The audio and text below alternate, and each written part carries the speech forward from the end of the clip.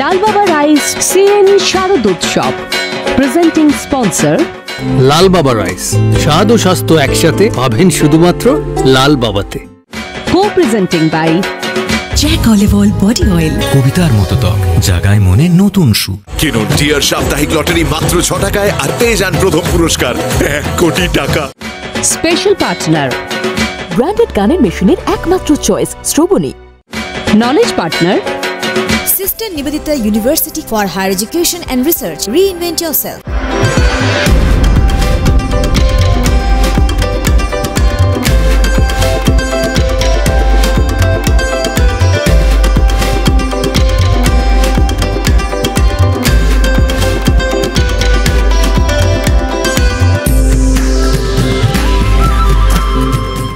নমস্কার, আমি তিথি। দুর্গাপুজো বাঙালির শ্রেষ্ঠ উৎসব, আর এই দুর্গাপুজোর জন্যই বাঙালি গোটা একটা বছর অপেক্ষা করতে পারে। তবে এবারের পুজোটা একটু অন্যরকম। এবারের পুজো শুধু আনন্দ নয়, এবারের পুজোই হয়তো হতে চলেছে প্রতিবাদের মন্ত্র। আর এই পুজোতে আমাদের সকলের বোধহয় একটাই প্রার্থনা, কাদম্বিনী বিচার পাক। এই প্রার্থনা নিয়ে শুরু করছি পুজোর বিশেষ অনুষ্ঠান লালবাবা রাইস CN পুজো আসছে। Presenting by Lalbaba rice, co-presenting by Jack Olive Oil, Dear Government Lottery, special partner Shroboni, knowledge partner Sister Nivedita University.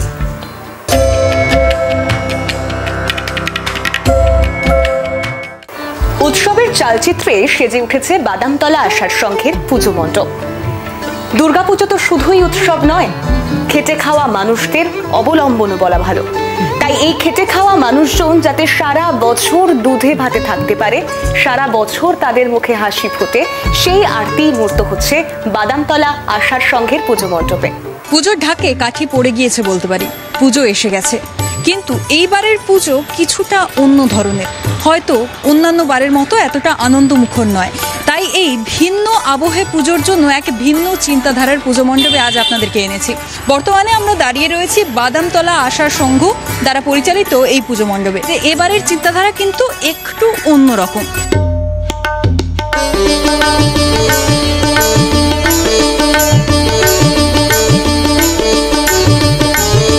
যেমনটা বললাম, একটা ভিন্ন ভাবনার মণ্ডপ এখানে তৈরি হচ্ছে। তাই উৎসবের চাকচিক্য না দেখিয়ে কিন্তু এখানে দেখানো হচ্ছে উৎসবের চালচিত্র। তাই এই মণ্ডপের এবছরের থিমের নাম উৎসবের চালচিত্রে। থিমের নামকরণ হচ্ছে উৎসবের চালচিত্রে। আসলে যেটা বোঝাতে চাইছি সেটা হচ্ছে এখন দুর্গাপুজোরকে কেন্দ্র করে কলকাতা শহরের যে অর্থনীতির একটা যে কি বলবো একটা জোয়ার আছে, সেটাই আমাদের মূল ভাবনা। আমি এখানে বোঝাতে চাইছি যে দুর্গাপুজো এখন যে স্কেলে গেছে, এই স্কেলে দুর্গাপুজোর সাথে নানান রকম পেশার মানুষ এর সাথে যুক্ত। মানে মার্কেট তো অবশ্যই উঠবেই সাধারণত, কারণ শপিং টপিং এগুলো তো আছে। এছাড়াও দুর্গাপুজোয় নানান রকম মানুষের ইনভলভমেন্ট, মানে অনেক রকমের যে যেরকমভাবে আর কি একটা কনসেপ্ট নিয়ে ভাবি, সেরকম লোকজনকে আমাদেরকে এই প্যান্ডেলে আর কি ইনভলভ করতে হয়। তো আমার মূল ভাবনাটা এটাই, যারা যারা যেভাবে আর কি মানুষের অর্থনীতি আর কি জোয়ার আসে, সেটা নিয়েই আর কি আমার কাজটা। এবং আমরা যদি এক্ষেত্রে মূর্তি দেখি, মা দুর্গাকে কিন্তু সেইভাবে চাকচিক্যময় কিন্তু একটা বেশ মূর্তি হিসেবে কিন্তু আমরা দেখছি না। সাধারণ ঘরের সাধারণ একজন নারী, সাধারণ একজন রমণী যেমন হয়, ঠিক তেমনই কিন্তু স্নিগ্ধ এবং দশভুজা নন, তিনি দুহাতে দান করছেন।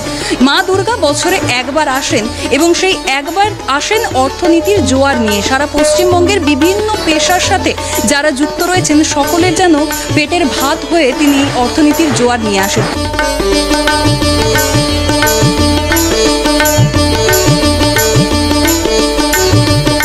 যেহেতু ভিন্ন ধারার এবং সম্পূর্ণ একটি ভিন্ন ভাবনার এই মণ্ডপ, তাই কিন্তু এই চিন্তাধারাকে, শিল্পীর চিন্তাধারাকে ফুটিয়ে তোলা যথেষ্ট কষ্টসাধ্য এবং সম্পূর্ণ দায়িত্বটা কিন্তু এসে পড়ে শিল্পীদের ওপর।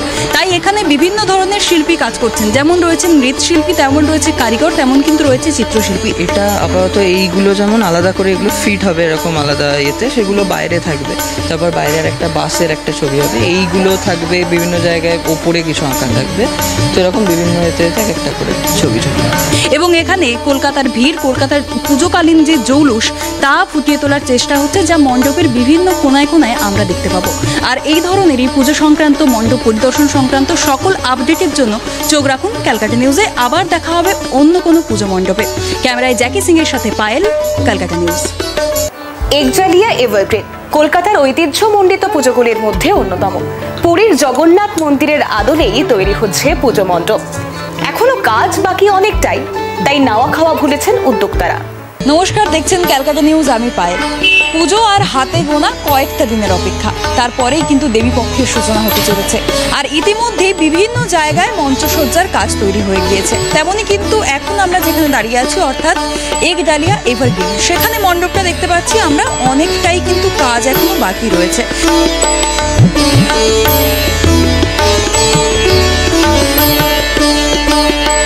এখনো কিন্তু সম্পূর্ণরূপে আকার পায়নি এই পূজা মণ্ডপ। আমরা যদি ভালো করে দেখি তাহলে দেখব যে এই বছরের যেই পূজা মণ্ডপ এখানে তৈরি হচ্ছে তা কিছুটা পুরীর জগন্নাথ মন্দিরের আদলে তৈরি হতে চলেছে। তাই এবছরের থিম এবার একডালিয়া এভারগ্রিনের পুরীর জগন্নাথ মন্দির।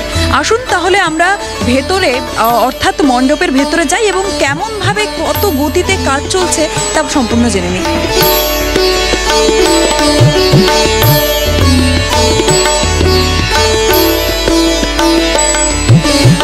এবারও কিন্তু একইভাবেই তারা দেবী দুর্গা সাজাচ্ছেন, যেখানে কিন্তু পুরীর জগন্নাথ মন্দিরের থিম হলেও সমস্ত মণ্ডপে দেবী দুর্গাকে আমরা কিন্তু খাঁটি সাবেকি সাজে দেখতে চলেছি। এগুলো যে বানানো হচ্ছে, এগুলো একটা মন্দিরের 4 নম্বর স্টেপের যে রাউন্ড আছে, সেগুলো বানিয়ে মাল ওখানে রং টং হয়ে এখান থেকে ওখানে রেডি হয়ে মাছ বানানো যায়। সম্মত কটা স্টেপে হচ্ছে মন্দিরটা? 4টে স্টেপে মন্দির হচ্ছে। পুরীতে 4 নম্বর 4টে স্টেপ আছে, এখানে 4টে স্টেপ মন্দির হচ্ছে। আর এই পাটাতনগুলো এগুলো উপরে লাগানো হবে, সব তৈরি হচ্ছে। যেখানে আমরা দেখছি এই যে ওপরে কিন্তু 5টা স্টেপে মন্দির হতে চলেছে। যেমন আমরা মন্দিরে দেখেছি আসলেই 5টি ধাপে সেই মন্দির, তেমনই কিন্তু এখানেও। আর সবচেয়ে ওপরে যেই বড় একটা বৃত্ত তৈরি করা হয়েছে, সেখানে কিন্তু থাকবে ঝাড়বাতি। অর্থাৎ মণ্ডপটা দেবী দুর্গা পূজা উপলক্ষে তৈরি হতে পারে, কিন্তু আদলটা সম্পূর্ণ পুরীর জগন্নাথ মন্দির।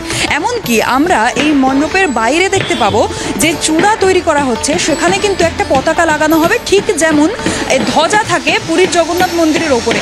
এবং সেই ধ্বজা রোজ, অর্থাৎ যতদিন পুজো হবে 4 দিন, রোজ কিন্তু সেটা বদলানো হবে। সেখানে ওপরে লোক উঠবেন এবং বদলাবেন। এখানে আমাদের চারিদিকে ছড়িয়ে ছিটিয়ে রয়েছে, কারণ যেহেতু মণ্ডপ তৈরির কাজ এখনও অনেকটাই বাকি। মাটির হাঁড়ি রয়েছে আর কাঠের পাটাতন দিয়ে সব দিকটা একেবারে ফ্রেম বন্দি করা হবে। আর এখানেই থাকবেন মা দুর্গা। তো উল্লেখ্যভাবে জগন্নাথ দেবের কোনো ছোঁয়া কিংবা জগন্নাথ মন্দিরের কোনো ছোঁয়া এই ক্ষেত্রে থাকবে না। এমনভাবেই কিন্তু মণ্ডপটা সাজিয়ে তুলতে চাইছে একডালিয়া এভারগ্রিনের সদস্যরা। পুরীর জগন্নাথ মন্দিরের আদলে মণ্ডপ তৈরি করার জন্য রীতিমতো ব্যস্ত হয়ে রয়েছে এখানকার কর্মীরা। 2 হাতের বিরাম নেই। তাই কিন্তু এখানে রাত দিন যেভাবে কাজ হচ্ছে, তাতে মনে হচ্ছে যে খুব তাড়াতাড়ি এই মণ্ডপ তাদের শিল্পীর ভাবনা অনুযায়ী আকার নেবে। এই ধরনেরই যেখানে মণ্ডপ তৈরি হচ্ছে, যেই ধরনের মণ্ডপ তৈরি হচ্ছে এবং সেখানকার থিম কি, তার সব কিছু আপডেট, সব কিছু জানার জন্য চোখ রাখুন ক্যালকাটা নিউজে। ক্যামেরায় জ্যাকি সিং এর সাথে পায়েল, ক্যালকাটা নিউজ। সময় ছোট্ট একটা বিরতি। ফিরছি বিরতির পর, সঙ্গে থাকুন, দেখতে থাকুন লাল বাবা রাইস সিএন পুজো আসছে।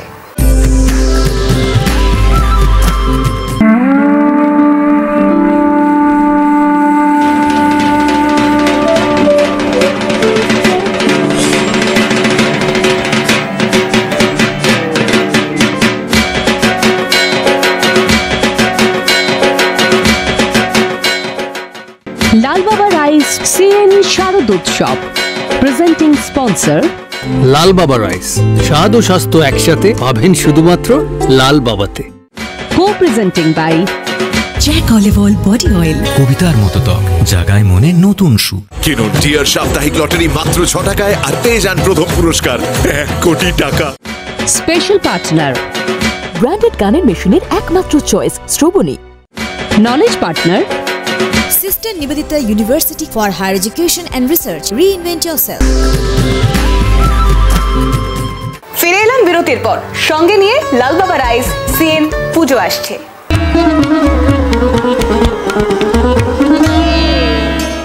পেন্সিল দিয়ে তৈরি হচ্ছে মাতৃ প্রতিমা। অবাক হচ্ছেন?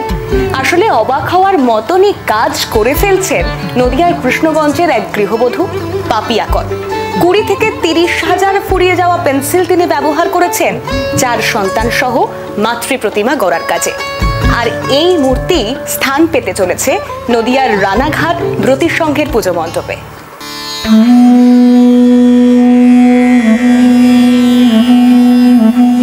অকেজো পেন আর ফেলে দেওয়া পেন্সিল দিয়ে বানিয়ে ফেলেছেন মা দুর্গার মূর্তি। শুধু মা দুর্গাই নন, সঙ্গে রয়েছেন মায়ের 4 সন্তানও। আর এই নজির গড়েছেন কৃষ্ণগঞ্জ বাজার সংলগ্ন সত্যনগর পাড়ার এক গৃহবধূ পাপিয়া কর। 20 থেকে 30,000-এর বেশি ফুরিয়ে যাওয়া পেন ও পেন্সিল ব্যবহার হয়েছে পাপিয়া করের তৈরি মূর্তিতে। হাতে সময় নেই, তাই জোর কদমে চলছে শেষ মুহূর্তের প্রস্তুতি। নদিয়া রানাঘাট পাইকপাড়া ব্রতী সংঘের মণ্ডপে পৌঁছে দিয়ে তবেই ছুটি পাবেন পাপিয়া।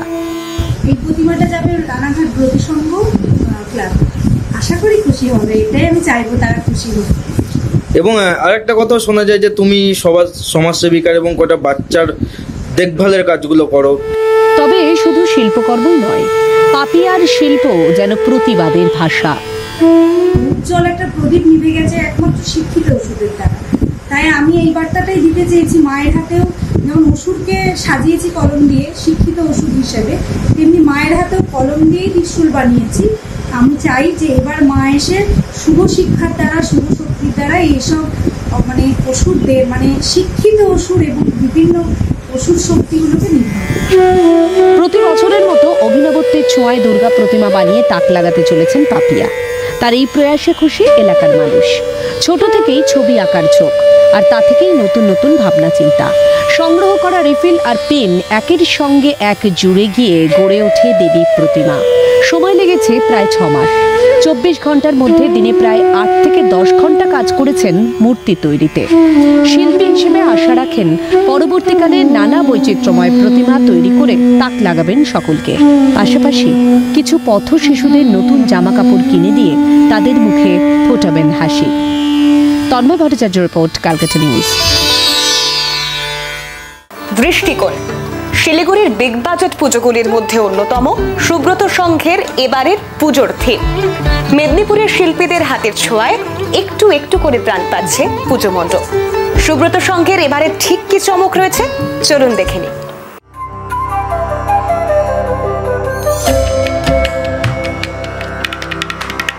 দৃষ্টিকোণ এই থিমেই এবার সাজবে শহর শিলিগুড়ির অন্যতম বিগ বাজেটের পুজো সুব্রত সংঘের মণ্ডপ। বাজেট আনুমানিক 35 লক্ষ টাকা। কাজ ইতিমধ্যেই অনেকটাই এগিয়ে এসেছে। মেদিনীপুরের শিল্পীদের হাত ধরে অল্প অল্প করে প্রাণ পাচ্ছে পুজো মণ্ডপ। প্রতি বছরই কিছু না কিছু চমক থাকে সুব্রত সংঘের। এবারেও তার ব্যতিক্রম ঘটেনি। 67তম বর্ষে মোট 3টি ধাপে পৃথক পৃথক আঙ্গিকে চলছে মণ্ডপ সজ্জার কাজ। মণ্ডপ তৈরিতে একদিকে যেমন পাটের ব্যবহার হচ্ছে, তার পাশাপাশি ফাইবার, কার্ডবোর্ড, কাপড়, প্লাইউডের ব্যবহার করা হচ্ছে। এছাড়াও ব্যবহার করা হচ্ছে গ্লাস পেন্টিং। এবারে আমাদের পুজো হচ্ছে 67তম বর্ষ। থিমটা হচ্ছে দৃষ্টিকোণ, মানে প্যান্ডেলেরটা এমন ভাবে কিছু জিনিস থাকবে যেটা আপনি আপনার দৃষ্টি দিয়ে যেরকমভাবে চিন্তা করবেন সেই আজকের প্রকৃতি, মানে যেটা এরকম জিনিসগুলো থিমগুলো করা হয়েছে যে সামাজিকভাবে যেটা চিন্তা করবেন বা যেই জিনিস নিয়ে ধরেন, যেরকম একটু জিনিস আমি বলি, এরকম ব্যাঙের ছাতা দিয়ে একটা জিনিস তৈরি করা হচ্ছে। মণ্ডপ সজ্জায় মূলত কাল্পনিক ব্যাঙের ছাতা ব্যবহার করা হচ্ছে, যা এক অন্য মাত্রা যোগ করবে এবারের পুজোয়। একদিকে যেমন অসংখ্য ছোট ছোট ব্যাঙের ছাতা ছড়িয়ে থাকবে গোটা মণ্ডপ জুড়ে, তার পাশাপাশি মণ্ডপের মাঝ বরাবর থাকবে বিশালাকার ব্যাঙের ছাতা। সব মিলিয়ে এবারের থিম দৃষ্টিকোণ অন্য মাত্রা পেতে চলেছে বলে মনে করছেন উদ্যোক্তারা। বর্তমান সময়, বর্তমান পরিবেশের যে সমস্ত ঘটনাবলী রয়েছে তার সঙ্গে পারিপার্শ্বিক যে সামঞ্জস্যতা, সেই সমস্ত কিছু বজায় রেখে কাল্পনিকভাবে মণ্ডপ সজ্জার কাজ চলছে। যারা উদ্যোক্তা রয়েছেন তারা জানাচ্ছেন এবারও তাদের এই পুজো সাধারণ মানুষ বা দর্শনার্থী যারা রয়েছেন তাদের নজর কাটতে সক্ষম হবে। শিলিগুড়ি থেকে ক্যামেরায় সৌমেন্দু মজুমদারের সঙ্গে তাইফার রিপোর্ট, ক্যালকাটা নিউজ। পুজোর কথা শুরু হলে কি আর এত সহজে ফুরোয়? কিন্তু সময় একটা বিরতির, ফিরছি বিরতির পর। সঙ্গে নিয়ে লাল বাবা রাইস, সিএন পুজো আসছে।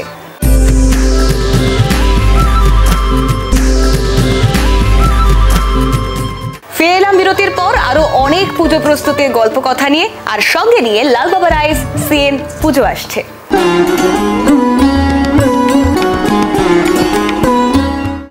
জল জঙ্গলের দেশ ঝাড়গ্রাম, আর সেখানে জুলুম নদীর পারে চিল্কিগড় কনক দুর্গার মন্দির। মন্দির ঘেরা শাল পিয়ালের বনে, আর সেখানেই 550 বছর ধরে চলে আসছে দেবী বন্দনা। চিল্কিগড়ের কনক দুর্গার মন্দির ঘিরে রয়েছে হাজারো ইতিহাস, হাজারো গল্প কথা।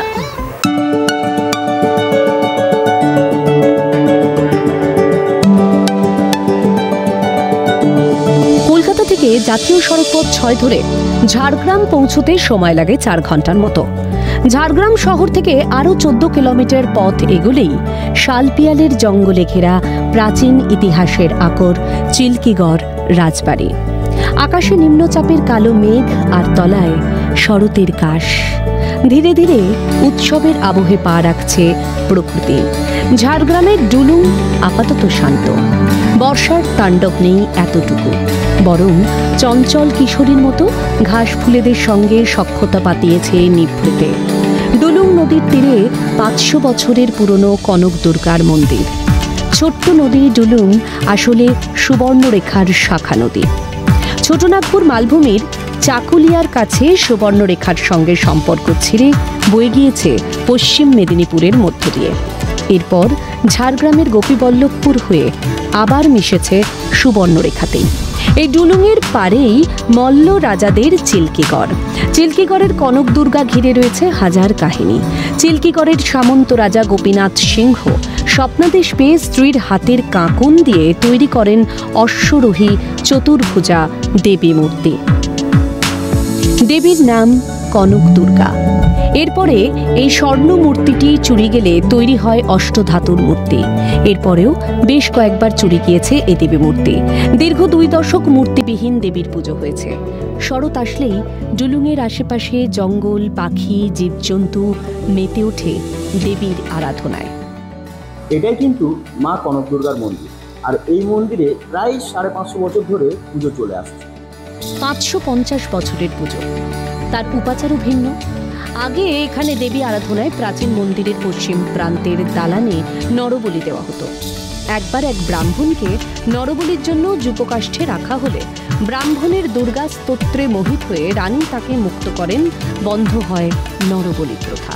তবে আজও অষ্টমীর রাতে পাঁঠা বলি হয়। বিরামভোগ রান্না করেন স্বয়ং মা। নবমীতে মহিষ বলি হয়। মাছ এবং হাঁসের ডিম দেওয়া হয় আমিষ ভোগে। মাকে প্রতিষ্ঠা করলেন। মা স্বপ্ন হয়েছিল রানীর হাতের কঙ্কনবালা দিয়ে তৈরি করতে হবে, দিয়ে তার নাম হবে কনক। মাংস হয় বিরামভোগ যেটা বলে, ওটা মায়ের একটা অন্য ঘরে, মানে একটা রুম আলাদা আছে, তার মধ্যে মাটির হাঁড়িয়ে সমস্ত কিছু মাখিয়ে একটা মাটির হাঁড়িতে বসানো হয়। বর্তমানে যে জায়গায় দেবীর মন্দির রয়েছে তার নাম গড়লাটা। মন্দির সংলগ্ন অঞ্চলে ওষুধি গাছের চাষ হয়। সমগ্র ভারতের উদ্ভিদ বিজ্ঞানীরা গবেষণার কাজে এই বনভূমিতে আসেন। এ যেন অনেকটা অ্যামাজনের সিলভার রেইন ফরেস্টের ক্ষুদ্র সংস্করণ।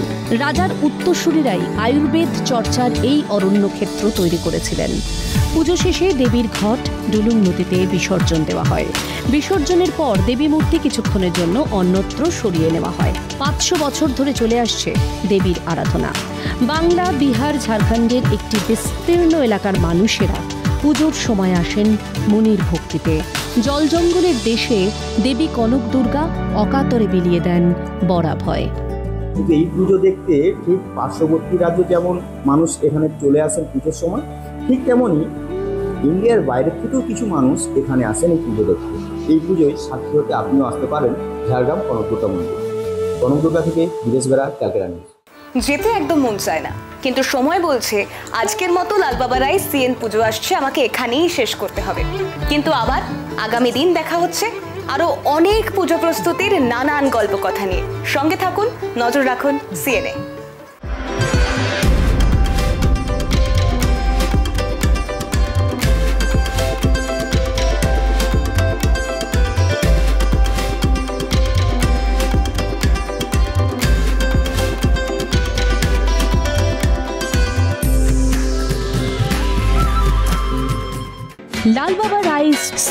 শারদোৎসব। Presenting sponsor Lal Baba rice, স্বাদ ও স্বাস্থ্য একসাথে পাবেন শুধুমাত্র লাল বাবাতে। Co-presenting by Jack olive oil body oil. কবিতার মতো ত্বক, জাগায় মনে নতুন সুর। কিনুন টিয়ার সাপ্তাহিক লটারি মাত্র 6 টাকায় আর পেয়ে যান প্রথম পুরস্কার 1 কোটি টাকা। স্পেশাল পার্টনার ব্র্যান্ডেড গানের মেশিনের একমাত্র choice Shrabani. Knowledge partner Sister Nivedita University for Higher Education and Research. Reinvent yourself.